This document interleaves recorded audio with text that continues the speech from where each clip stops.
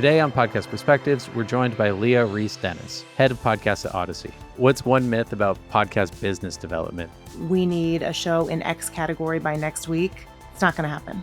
We'll dive into her early career, how Audacy is navigating a rapidly changing audio landscape, and what the future holds for podcasters and podcast business models. Welcome to the show, Leah. Thank you for having me. Glad to be here. Really excited. You've been on my list for a very long time, so I'm really happy that we're chatting. Can you walk us through your early career, basically how you got from start to today? SiriusXM was the place where I first learned what it was like to work within a much larger organization, as opposed to Himalaya and Poetry in America, which were both very kind of startup, like fly by the seat of your pants type of vibes. And then I actually met Jenna Weiss-Berman through a friend. She called me one day and she said, "Hey, I'm stepping from Pineapple Street Studios into a larger role at Audacy. The leadership seems to be really excited about kind of unifying all of our different podcast assets and building out a coherent business. And I would love for you to come and help me do that." So I thought Jenna was amazing. I adored everything she had done. You know, I'd been following her kind of as a fan through her career. So when I got this opportunity to go work with her, I said, absolutely, let's do it. So I joined Audacy in 2022. Doing business development and content strategy. And then I've been there ever since. As the head of podcasts, I oversee podcast content, deal making, acquisition and development, editorial, marketing, partnerships, both on the operation side and on the revenue side. I kind of sit alongside sales. So podcast sales does not roll up into me crucially. And podcast finance, they are my partners. So you're not very busy. I'm telling myself that the summer is calm. It's all mental, right? You have an amazing team around you that helps, I'm sure, but that is a big job because you oversee over 300 podcasts now, right? Yeah. I mean, one strategic approach that we've taken to building out our podcast portfolio is that we really like the kind of network of networks approach. So for instance, we have a partnership with CBS that includes both their sports slate and their news and entertainment slate. So that's, over 100 shows just there. And we have a partnership with PAVE and with Tenderfoot. So you don't have 300 points of contacts. Exactly. Those types of relationships work really well for us because they give us the scale and these kind of like deeper, really like operational partnerships. So Audacy has a pretty unique history, moving from radio and broadcasting into podcasting. What's been the most rewarding and also potentially challenging part of that transition? I would say the rewards are much bigger than the challenges. So I'll start with the challenges. I think a company that is, so dispersed, it's not like if I want to talk to the salespeople, I go in one room and I talk to the salespeople. I can go in one room and talk to our national enterprise sellers, and that's great. And that, gets a lot of the job done. But I was just in San Diego and I met this woman, Erica, who is a local San Diego seller. And the brand Vuori is based in San Diego, and she runs, a huge account with them. Or, Tecovas has become a big account for us. And that was a brand that one of our regional sellers in the South brought on. It's a pro and a con, right? It's a pro in that we have really, far-reaching tentacles to bring in a lot of opportunities. But it's hard in that, we're kind of just now in the past year at a place where all of our local sellers are enabled to sell into podcasts. The learning curve is, a slower ramp than if we just had like 5 people in one central office. I wish I could go and sit with them all the time, but it's also a pro because we are able to actually introduce more brands into the podcasting space that aren't already there because we have those local relationships. So Audacy is the second largest radio company in the US. How is that kind of working alongside the podcast side of things? Yeah, I mean, I think they work really well together, both in terms of content and in terms of sales, right? So on the content side, if we bring in a big sports name, say we bring in an NFL player who plays for the Eagles or who used to play for the Eagles, if that person wants a podcast, we're also trying to get creative with our deal making. So we also have him doing insider call-ins to the Philadelphia sports station. And the ads that he reads are ideally running across game day, where we do play-by-play in Philly, as well as the podcast. It's nice for our audience because they have these kind of flagship talent who they get used to listening to in a variety of formats. But it's also nice for our brands because when we talk about, a lot of networks right now are talking about multi-channel packaging. And so, yes, we're doing audio and video and social, but we're also doing across our over-the-air products. And you talked a little bit about the integrations with the sales folks on broadcast and podcast, but what about like on the marketing side? Are you using broadcast to grow the podcast and vice versa? Yeah, we use broadcast a lot to grow our podcasts. Pretty much every time I'm traveling, an Audacy station will be on in my Uber or, in the background of the bodega I'm going to get a breakfast sandwich. And I hear our podcast promos so much. It's really cool. I was in Fort Lauderdale over the winter, and there was one promo like multiple times for one of our shows. So, yeah, I mean, I think it's really effective. We find that it's more effective for some genres than others, and so we try to be pretty data driven about that. So typically when we do a podcast deal, we have, an overall kind of marketing plan, and we do the first step of the marketing plan, and then we evaluate, right? What's converting? Is it mostly podcast to podcast? Is it mostly social? Is it mostly broadcast to podcast? It's kind of interesting how much it differs from show to show. We've seen that with some other folks who are kind of using the cross promo strategy from broadcast to podcast and also podcast to podcast. There are just some genres that seem to be more innately like set up for that. What are some of the genres that you find really successful when it comes to that kind of promotion? We have some shows that their hosts have radio roots, and the shows kind of have more of a radio-y type of vibe, like a very high energy chat. We find that those convert really well over the air. Also, when there's a real content tie-in, I'll give you an example. We work with Disgraceland and Jake Brennan's the host. We've been advertising that on our music stations. That's done really well, right? Because it's about the music industry, right? Or like our sports shows, especially when they have a local focus, of course, do really well on those local sports stations. Sometimes it can be a harder sell if it's, say a women's lifestyle show running across all programming on a music channel. Maybe it converts well in a single hour, but we're not usually using that degree of detail for a large scale broadcast campaign. So Odyssey's acquired a couple companies over the years, Pineapple Street, Cadence 13, Podcorn. While you have DNA from all of these companies that are like entwined in what you do today, none of those companies exist in their original form as of now. Was that by design or was that just basically dictated by what the market wanted? It was dictated basically by what the market wanted, I would say. In terms of the core of what the Audacy podcast business is now, I would say it looks the most like Cadence 13 used to, right? In terms of, we are partnering with and developing kind of mainstream, talent driven shows and focusing in a major way on the monetization and growth of those shows, right? Kind of a classic network business. Podcorn evolved a lot from the time that we purchased it to where it is now. And that business has always done pretty well. In its latest form, we've we've rebranded it the Audacy Creator Lab and the Audacy Creator Exchange.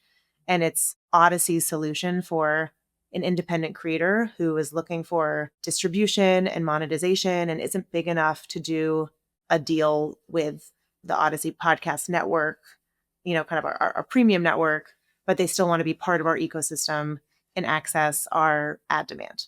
Becomes like a farm league for you guys. Exactly.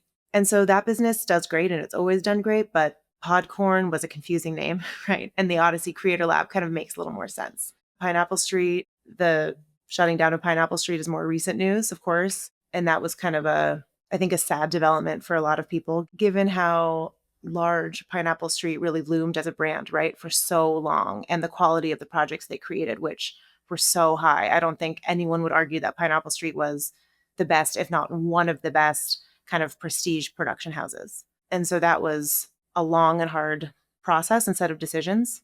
But that is an industry that has changed an immense amount in terms of branded production work, narrative, documentary production work. Those two things, which were really Pineapple's bread and butter, have changed immensely from 2019 when it first got sold to then Entercom to 2025. And the whole industry is seeing similar things. It's not just Pineapple that has been shut down recently. There's a number of production shops or smaller networks that have decided to close their doors, and the ones that haven't are all really getting caught up in M&A, which my opinion of that is that it's usually more out of need than want. but obviously every circumstance is different. It's a sad development, but also Odyssey is in a much different position than it was a couple years ago. And in theory, that's going to be for the future of the company so it can remain healthy and, continue to expand. If that's something that needed to happen, then for lack of a better word, like it's good to rip the band-aid off. Yeah. I mean, we have a finite amount of resources and we are really trying to use them in the places where we are strongest in and feel the business has the most potential. As you should. That's how to run a business. So, well, what kind of deals is Odyssey looking for today? Presumably, there's no M&A on the horizon, and if there is, you wouldn't tell me anyway. But when it comes to like the kinds of creators that you want to work with, what's an ideal partner for you guys? We're really looking for two overlapping categories. The first is where are there still actual holes in the market? These days, there's a lot of podcasts. There's not too many actual holes, but there are still some. And we are launching a show in October that I cannot share with you. However, I'm convinced that this show is going to fill a huge hole in the market and it's going to be a huge hit. So catch me in Q4 and you can see where we're at. But there are some places where we're trying to just be smart about where is there a real hunger for audio and also video content that is not currently being served. And then the second part is our sales team. We work so closely with our sales team to try to make sure that they have the shows they need for what brands are asking for and nothing more. I can love a show and if sales says, "Look, we don't care about it. There's nothing to do there." I can try to push a little bit, but at the end of the day, we are really in lockstep. So, right now, one of our biggest focuses is sports. Like I said, I'm kind of beating a dead horse here, but that connection to our broadcast strengths is really important to us. So, we're trying to grow in sports. We've developed a really nice strength in entertainment, kind of entertainment slash comedy with Office Ladies, Fly on the Wall with David Spade and Dana Carvey. We have a bunch that are in the pipeline. We're launching in September a Simpsons rewatch with Nancy Cartwright, which I think is going to be really fun. The voice of Bart. Does she do like five voices? Oh, no, she does like 10. And Okay. there's this amazing video on YouTube of her alternating between all the voices. And she's gotten quite big on TikTok and socials, which is pretty cool because I think of The Simpsons as like my generation.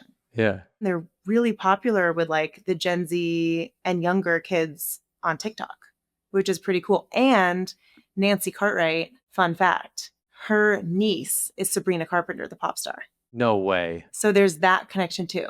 Yeah. Is she going to be a guest on the show? I hope so. Not yet confirmed, but I hope so. What a funny family reunion that would be. Right? I mean, I'm just waiting for her to be a character on the show. Yeah. It'll That would come. be really cool. I think it will. She's big enough now. So, sports, entertainment, comedy, and I call it women's lifestyle. I like that a lot as a category for us. We like to find places where there's overlap, right? So, Office Ladies, it's entertainment, it's comedy, it's also women's lifestyle, right? Jenna and Angela have a lot to share about their families and their parenting and their friendship. We also just signed the recap show with Tobin Heath and Kristen Press from the US women's national soccer team. That's a really cool show because they're talking about women's sports, which is obviously such a hot content area right now. But they also talk a lot about what they call gal culture as kind of an alternative to like locker room talk, bro culture. So that's, another angle of women's lifestyle. So I like to find pockets where our focus areas kind of overlap because that also allows for more promotion, right? Like if we sign a true crime show, we're going to be advertising it on all of our women's lifestyle shows because it has the same audience, even though it's a different content area. I mean, you guys obviously are just coming off of a tough like year or two. You're cognizant of risk. What are you trying to stay away from? We're trying to stay away from shows that have already peaked. When I think about signing new shows, I'm thinking, is this a place? It's like the stock market, right? Is this a place where we can get in low and help that show grow and be true partners? And then ideally, when it comes time for a renewal, it's like we've grown this thing together. So an example of that is Search Engine with PJ Vogt. That's such a good show. We made a bet on that show early before it existed. We worked with PJ. We really helped him grow the show. Our sales team sells the hell out of that show. I've bought ads on that show. I also, by the way, was going to wear my search engine t-shirt for this interview, but it's in the wash. You should have told me. I would have worn my sweatshirt. You could wear your t-shirt. We would be twins. So that's an example of a bet we took that, had some risk attached because that show is not cheap to make. We did have to pay for that show, but it's really paid off for us. The type of deal that I'm trying to stay away from is, someone who has been really in the zeitgeist, whose star is about to fall. I'm not saying anything groundbreaking here. That's a deal that no one wants to make, but we try to think really strategically around, are we paying for someone at their peak, or are we paying for someone at their kind of 0 to 50%? And that's where we want to be. What does that actually look like, bringing on a new partner? I know it's going to totally depend on scale and risk and all of these things, but what is the structure of these deals, to the extent that you can speak about that generally? Yeah. So most of our deals are, we try to keep it pretty simple. Most of them are structured around a rev share that is going to be determined basically based on how much we are investing. So if we're doing production, or if we're doing an immense amount of promotion, or whatever the case may be, we're obviously going to keep a bigger piece of the pie.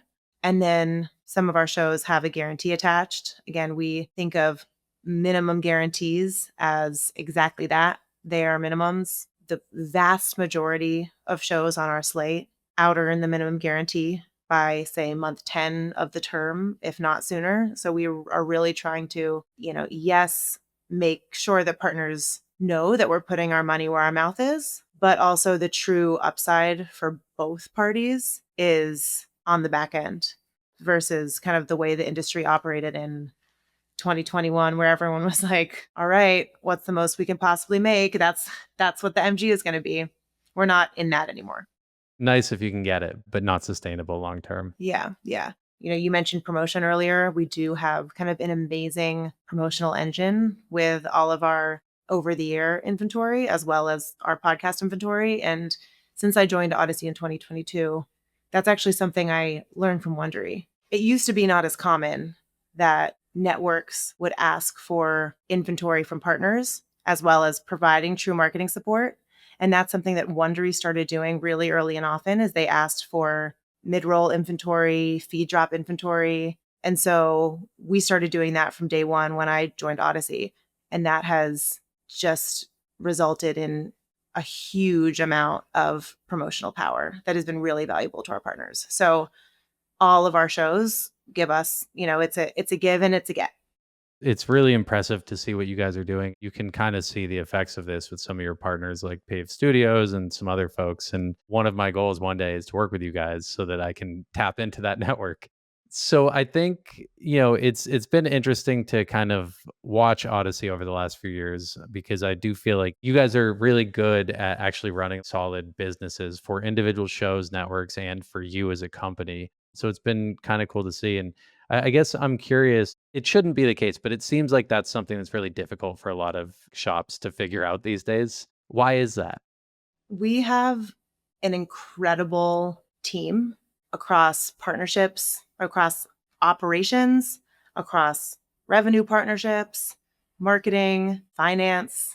It was really important when we started thinking about kind of who is Audacy within the podcast industry at large. And the way that I like to frame Audacy to partners is that we are the smallest of the major networks. So if you look at kind of the five, I think of us as the smallest of the five kind of major networks. So Audacy, iHeart, SiriusXM, Wondery, and Spotify. And people may argue with me on that list, but that's how I look at it. Yeah, I agree with you. And I might add a couple names to that too, but Yeah. overall, I think that's accurate. Yeah. I mean, we're, bigger than the Audio Boom, Acast, but we are the smallest by design. So we have the scale and the reach of the biggest networks so that, we can land the brand partnerships. We have all those relationships with advertisers and agencies. We have that scale, but we also maintain the kind of more white glove, boutique-y feel that you would get from a smaller network.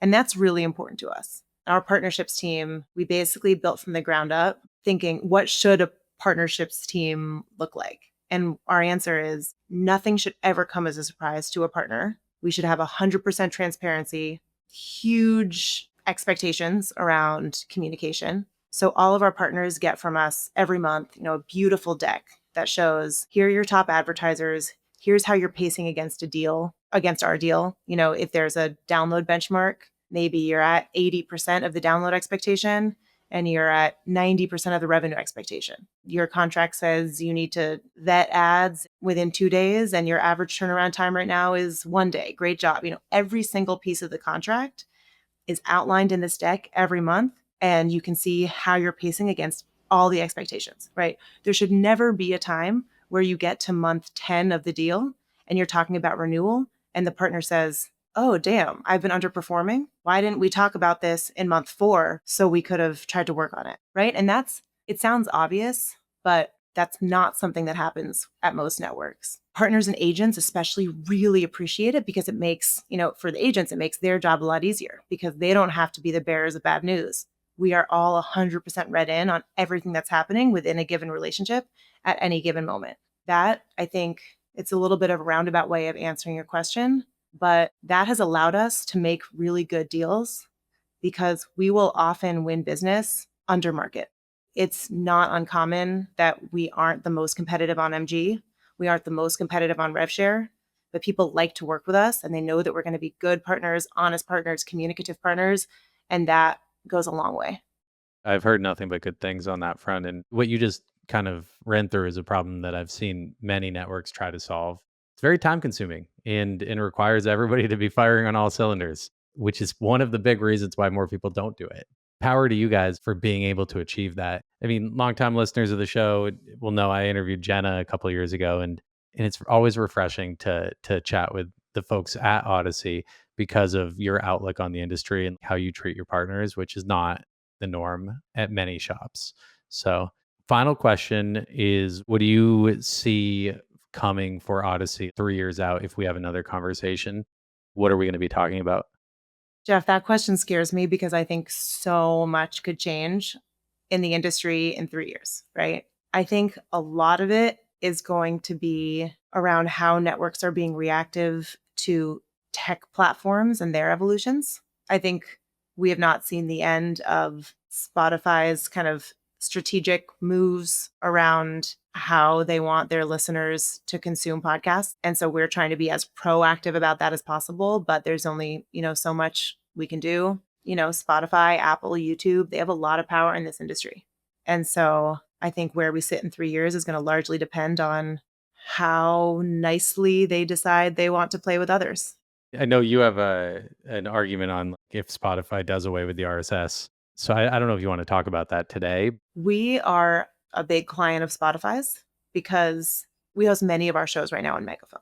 So we have a positive relationship with Spotify. We meet with them regularly. We share our feedback about their tech developments. They solicit input from us. That makes me optimistic. We are grateful for that relationship. So, at the end of the day, we are an audio content company and Spotify is a product-focused tech company. So our incentives are never going to be perfectly aligned, but hopefully we can get to a place where it's kind of mutually beneficial. And I trust that we can because I think their team is great. Yeah, I agree. I've had a lot of conversations with the folks over there, and I don't think that they will ever intentionally do anything to harm their partners. I do think one day maybe there's going to be some kind of tension there. Sure, there are always tensions, and Yeah. that's the spice of life. What fun is it without tensions? But your point is well taken. The future is very opaque right now, but also I think that many publishers and content companies such as yours should just continue doing what they're seeing work and continue to try and refine that. And it sounds like that's what you guys are doing, and you're doing it very well. I will also say, in terms of where we want to be in 3 years, I mean, ideally, we want to sign more exciting voices. But I would also hope that a lot of our current partners are still here, right? I would hope that, churn is inherent to any network business, but I really value our partnerships as long-term investments. And so I hope that kind of the flagship talent you see now is still the flagship talent plus some new faces that you'll see in, 2028. Give PJ a network. I'll listen to every show. Done. So. I love it. I think he would not want one, but it would be great if he did. Well, thanks, Leah. This was super fun. I'm glad that we found the time. Thanks so much, Jeff.